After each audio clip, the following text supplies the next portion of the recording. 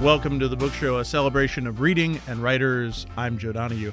Maggie Shipstead's new novel, Great Circle, tracks the lives of Marian Graves and her twin brother Jamie from Prohibition-era Missoula to wartime Britain, from the cold of Alaska to the cap of Antarctica, as Marian chases her dream of becoming the first pilot to circumnavigate the globe north to south.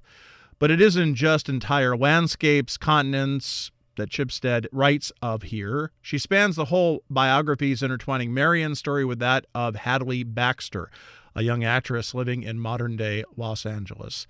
Maggie Shipstead is the New York Times bestselling author of the novels Astonish Me and Seating Arrangements. Again, the new novel is Great Circle, and it is a wonderful pleasure to welcome Maggie Shipstead to this week's book show. Thank you so much for being with us. What a great pleasure.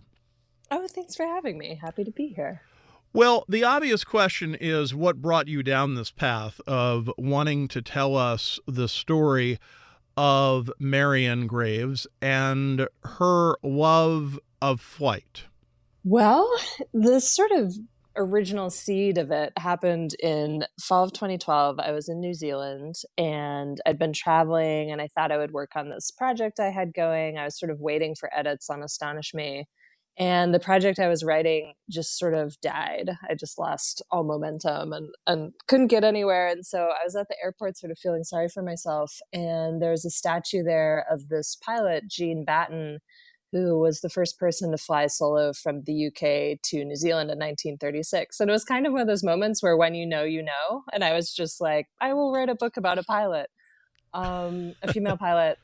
And I didn't start working for another 2 years, but I had it in my head that that's what I would do. And then I can't ever plan or outline my books. So then in fall of 2014, when I had just moved to LA, I kind of sat down and wrote what is still kind of the opening of the book and was the first thing I wrote.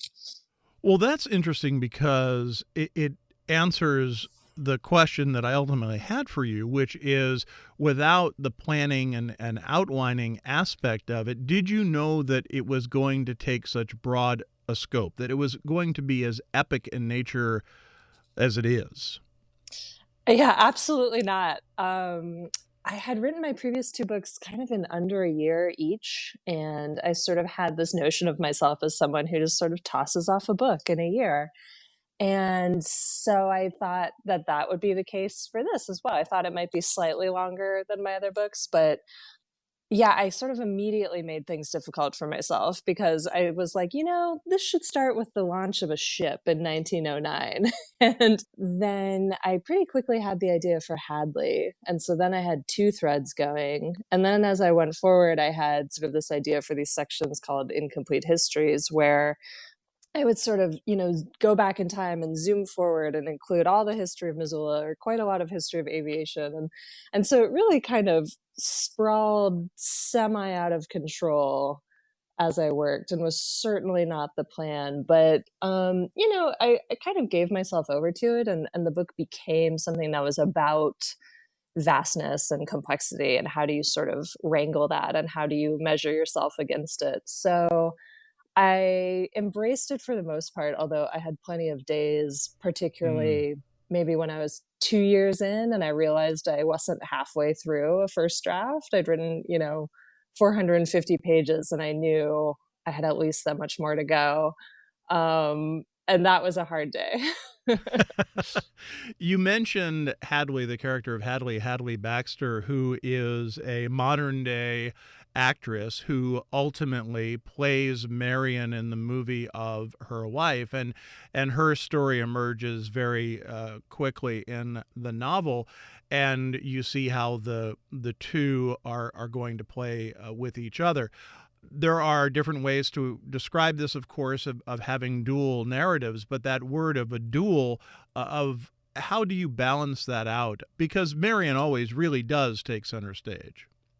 Yeah, and intentionally so. I mean, that was one of the biggest challenges of writing the book was sort of figuring out what kind of balance I wanted between them and having kind of enough Hadley, but not too much Hadley. I've heard voice I've been describing as acidic. Like I think it's something that kind of cuts through the bulk of the novel. And I wanted that variety, but I also wanted this sort of lens on how much is lost when a person disappears or when a person dies. And so, Hadley's trying to reconstruct Marian's life, and partly by virtue of being a celebrity, so somebody who people think they know and people think, construct all these narratives around. She sort of has this instinct that people can't really be known from the outside. And when Hadley's biopic is being made about Marian, Marian's been gone for 65 years, and she left behind a notebook, which then becomes a novel, which becomes a movie. So it's all sort of this game of telephone. But I did have to sort of move Hadley's pieces around in the book, and I took a couple different approaches to them. So that was some of my kind of most involved revision as kind of the drafts ticked by. And what comes out, and without giving too much away, but what Marian and Hadley have in common is the loss, right? Is that the loss of their parents and the weirdness of growing up in that.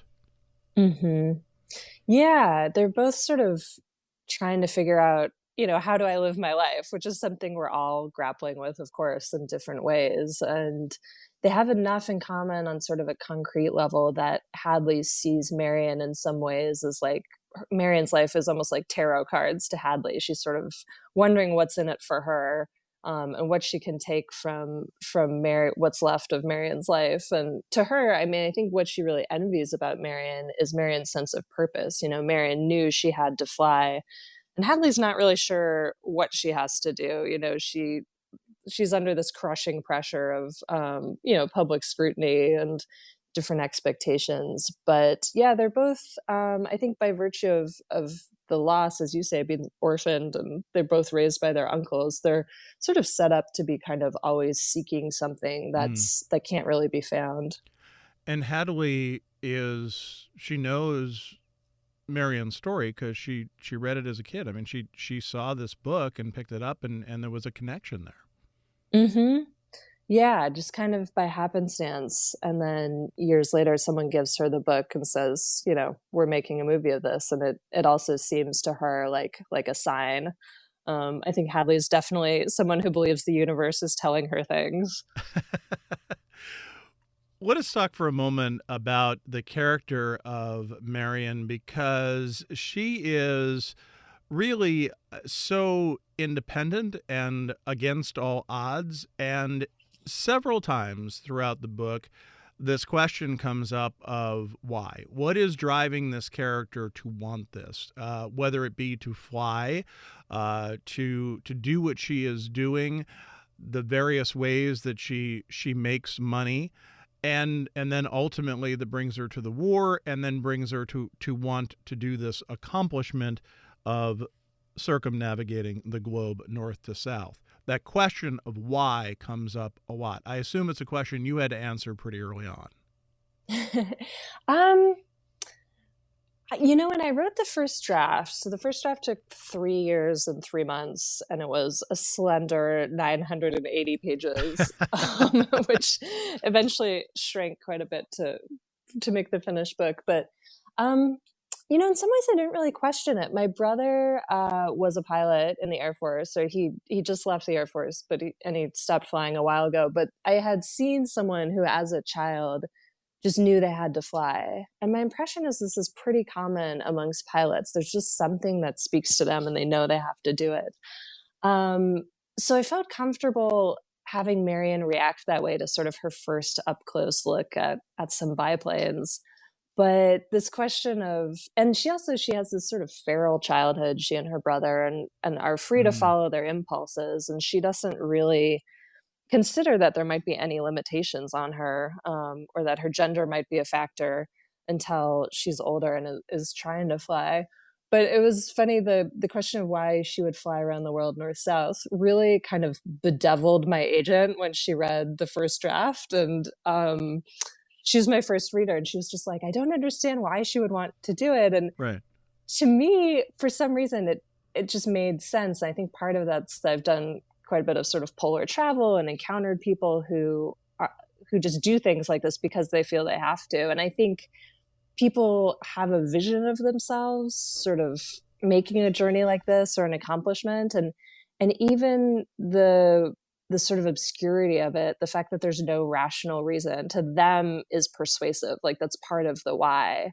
And so, I mean, but because of my agent's befuddlement, I did have to kind of dig into it a little bit and think that through more clearly. Well, it's a natural reaction when people say, I'm going to climb Mount Everest. And you think to yourself, Yeah. oh, why are you going to do that?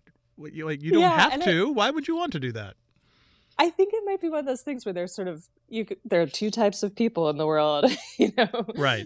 people who don't need the why and people who wonder about it.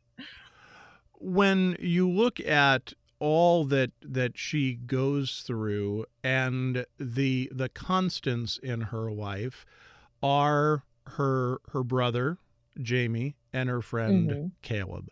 And these are guideposts. These are people who she's working with, and they are far from straight arrows in the sense of, that they have their own issues, certainly, but yet that those three really operate together in many ways. Maybe not together, but they operate in a way that help one another.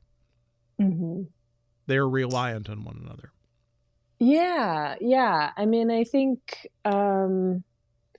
because they're friends, or two siblings and a friend, since childhood, and through this sort of unorthodox childhood, they really understand each other better than anyone else kind of ever can, or can catch up with all this shared experience. And I think they all, Marian and Jamie are twins, but they're quite different. And I wanted them to sort of balance each other out. And I think, Jamie is defined by his gentleness and Marian's defined by her boldness. And I think each gives the other license to be that way.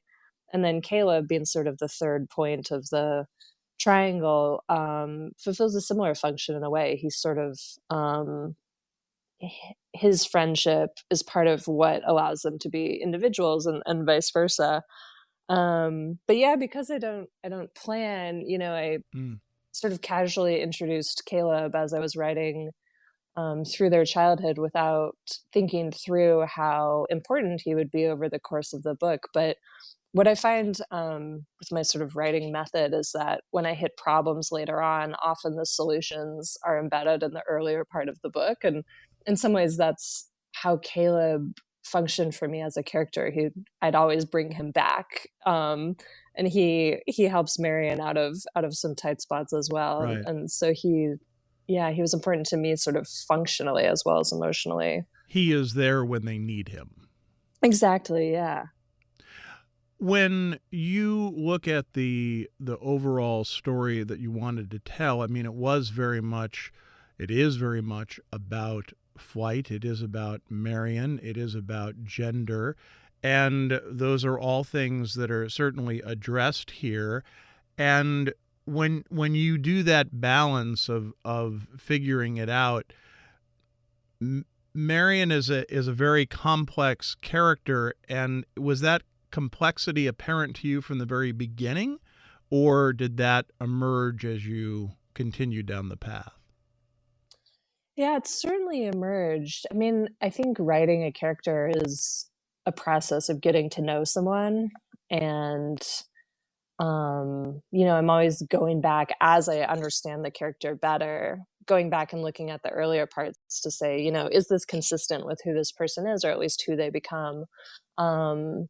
But, in some ways, she was a little bit of a cipher to me until fairly late in the process. And so I really had to sort of actively think about her and who she is. And kind of what I came around to was, here's someone who prioritizes freedom probably above all else, and sometimes at fairly great cost. And I think part of what drives the book is that decision to lead an unorthodox life just can't be one decision. It's really, ongoing decisions. And she sort of maintains this state of vigilance against sort of the encroachments of domesticity. She's determined to live her life the way she wants. And so that was really what I would sort of go back to as I wrote her. Because there always seems to be this confusion as to why she is doing things, and she questions herself, and yet she's doing very bold things, but there is this question game of, is this right, is this wrong, what would have happened if ... which you seem to enjoy writing about. Yeah, I do. Well, and I think this is actually, I've maybe never really thought about this, but Hadley, when she's under this pressure from her celebrity, she'll have these almost tantrums. Like there's a scene very early in the book where she's in this high profile romance with her co-star, and she leaves a nightclub with this pop star and kind of is photographed and blows up her relationship. And it's almost like a lashing out or proving something. And I think Marian has moments like that as well, where, the she feels these restrictions and she kind of has to make this semi-grand assertion. She has to sort of run away or fly away or do something, make a big change, almost as sort of this I don't know, almost, I want to use the word tantrum, which I don't think is quite right, but just a big gesture toward her independence. Maggie Shipstead is our guest on this week's book show. The new novel is Great Circle. It is published by Knopf. There's a line early on in the novel, very early on in the novel, where you write, people at least think they know about Amelia Earhart, even though they don't. It's not really possible. That really struck with me as sort of a tone, not only about Amelia Earhart, but also about the other pilots and people that you talk about from history that are included in this narrative. Give us a sense of how you address those who came before and after Marian Graves. Yeah. Well, it's funny, when I was writing the book and people would ask what it was about, and I'd say it's about the female pilot disappears trying to fly around the world north-south. And the universal response was, oh, like Amelia Earhart. And of course, it is kind of like Amelia Earhart, but I'd be like, no, it isn't. Even though Amelia Earhart was very much part of the initial inspiration, just because I'm really fascinated by the way we sort of metabolize her as a culture. There's so many famous female pilots in the 20s and 30s, like really household names. People followed aviation records, for speed or altitude or whatever. And so she was kind of one of many in a way. She's probably the most famous even then, but she's really the only one we remember, or children dress up as for Halloween, that sort of thing. And I think she almost certainly crashed in the ocean and drowned. Like I don't think any of the castaway scenarios actually make sense. That sort of question of why that's so hard for us to accept was one of my sort of guiding questions from the beginning. And then, it became important to me to sort of situate Marian in a reality or in history. So, Amelia Earhart is an acknowledged person in the book, and these other pilots are as well. And someone asked me also when I was in the middle of writing it, if I could describe the book in one word, what it would be. And I said scale. How do you measure one life against the planet? How do you measure one life against time and all these other lives being lived? And so part of how I wanted to get at that was to show how much else there's going on around Marian. And so that was part of why I brought in sort of the history of flight and of these other pilots into the fictional narrative. You also write, of course, about Charles Lindbergh and the concern that keeps on being brought up, rightfully so, is the anti-Semitic past, which is brought into it as well, which just sort of questions all of who we think of as our heroes, which factors into Marian's thoughts about this too, doesn't it? Yeah, and I think Lindbergh's a really early example of, talk about squandering your capital. Like there's never been a bigger hero. And then, as the war started, I think people were responding less to his anti-Semitism and sort of affinity for the Nazis than they were for his non-interventionism. But, like things that had been named after him, they changed the names again. And he was really rightfully disgraced, and then spent the rest of his life sort of trying to claw his way back from that. And yeah, I think, we'll never sort of learn our lesson about being cautious about having heroes, but his life, I think, was fascinating in many ways. And one thing that struck me as I learned more about aviation in writing the book was just the sheer speed at which that technology changed the world. The fact that Lindbergh flew across the Atlantic in 1927 in like a glorified picnic basket, and then he was present at the launch of Apollo 11. What a sweeping change in the course of one lifetime. And yeah, just a really, really strange person. You do this marvelous thing throughout a novel, as you say. This was 900 plus pages originally, and pared down to just over 600. But every once in a while in the narrative, there's an incomplete history of ... and you pack so much in, but it comes. Oh, by the way, this is what you should know for the next section. Was that always part of the process, or was that sort of giving in to, all right, I have to tighten this up a bit? No, they all used to be longer. Yeah, there used to be more incomplete histories. There was one of Antarctica, which was one of the biggest things that I cut, although it's probably only 7 pages. Most of the cutting I did to cut really 25% of the book's length, because the pagination's a little different when it's still manuscript, was just small pervasive cuts. And with a book that long, if you cut a little bit from every page, you end up cutting a lot of pages. So yeah, they were always in there. I think I had the ideas I was writing along and got to Missoula, and I wanted to include, for some reason, lost to time, this sort of account of how Missoula is the lake bed of this ancient glacial lake, which used to be 2,000 feet deep and 2,000 miles square and shaped the whole Pacific Northwest. So that was really the start. And then once I'd written one, it doesn't make sense to just have one. So they popped up throughout the book and would sort of allow me to convey a lot of information really at a clip. And I really enjoyed writing them, and I liked the effect of them. But yeah, the Antarctica one came about 80% of the way through the book. And my editor's point was that once people have read 500 pages, they don't really want to go back to Pangea. Well, maybe a fair point. Sure. Yeah, she was right. She was right.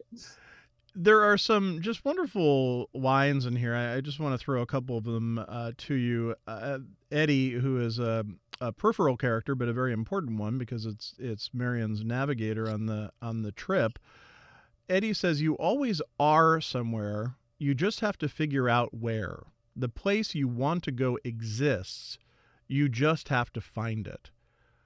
That can be so universal and used in so many different ways to describe life.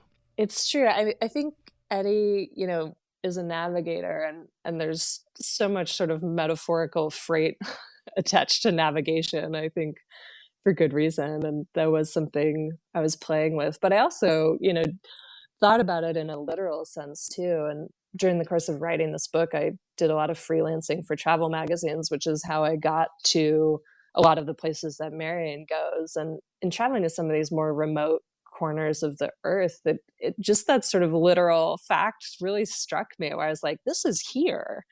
Like, this weird remote corner of Antarctica exists. Like, you just have to find a way to get there. It's there. And then, yeah, that is also true of life in other ways. There's another character that is talking to Hadley and says, "A piece of advice for you. Knowing what you don't want is just as useful as knowing what you do, maybe more." Well, yeah, exactly, right? Very helpful. And that comes through for both Marian and for Hadley. in this novel. Yeah, yeah, absolutely. When you think of the duality of those stories, I mean, one of the things I thought of is that Marian can become a hero by doing this and become a celebrity. And yet there you have Hadley as a celebrity, and I don't think I'm misinterpreting this, but is pretty miserable about that aspect, right? Yeah, absolutely. And she doesn't see any alternatives. You know, she knows she's not happy, but she doesn't have any idea what to do about it. I think Hadley is at least at the beginning of the book, yeah, profoundly lost. So Marian figures out a way to deal with that, though, and the assumption is that I assume Hadley figures that out as well. I hope so. You know, it's funny. I never really think beyond the boundaries of the book. Mm-hmm. And so I think Hadley ends the book in a better place than she begins it. But I remember when I was first on tour for seating arrangements, my first book, and people would be like, well, what happens to Livia? Like after the book. And I was like, I don't know, you know, like she's eaten by a shark. What do you want? So yeah, I hope for the best for Hadley, but I don't know. So I have to ask this question because it did strike me many times during the novel. Hadley talks about the moment where she's standing on that stage with the Oscar in her hand. Mm-hmm. Did you ever think for a moment, okay, I'm going to write that scene? No, I didn't. And I'm not actually sure I resolved in my head whether or not this movie she's making over the course of the book, the biopic of Marian, I've never answered the question for myself of whether it's going to be a good movie. Because it has some Shaggy lineage to it.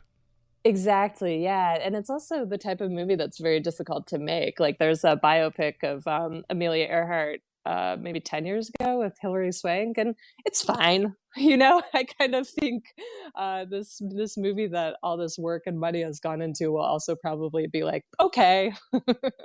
The new novel is Great Circle. It is published by Knopf. We enjoy hearing from our listeners about our shows. You can email us at book@wamc.org. You can listen again to this or find past book shows via podcast or at wamc.org. Sarah LeDuc produces our program. Bookmark us for next week. And thanks for listening. For The Book Show, I'm Joe Donahue.